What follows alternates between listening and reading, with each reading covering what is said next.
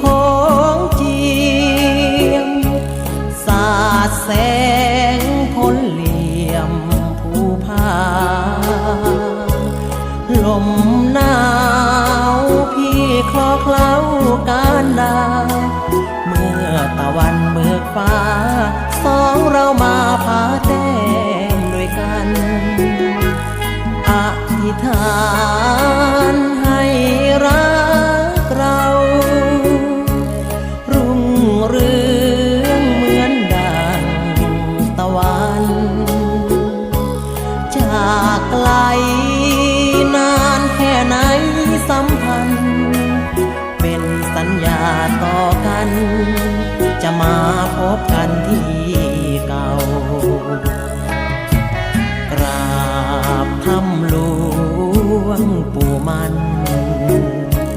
ถิ่นสถานผู้หล่นบนยอดเขาสัญญาสาบานว่ารักสองเรามันคงนานเนา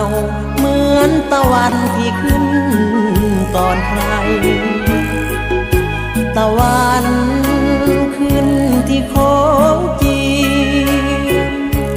พี่มาเจียมจิตเจียมใจ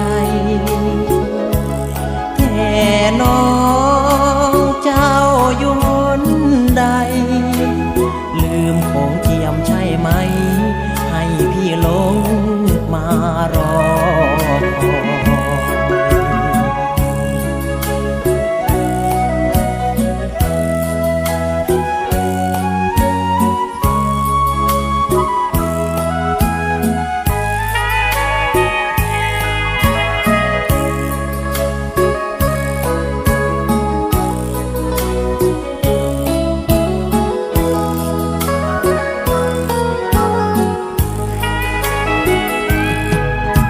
ตะวันขึ้นที่โค้งเจียมพี่มาเจียมจิตเจียมใจแต่น้องเจ้าอยู่หนใดลืมของเจียมใช่ไหมให้พี่ลง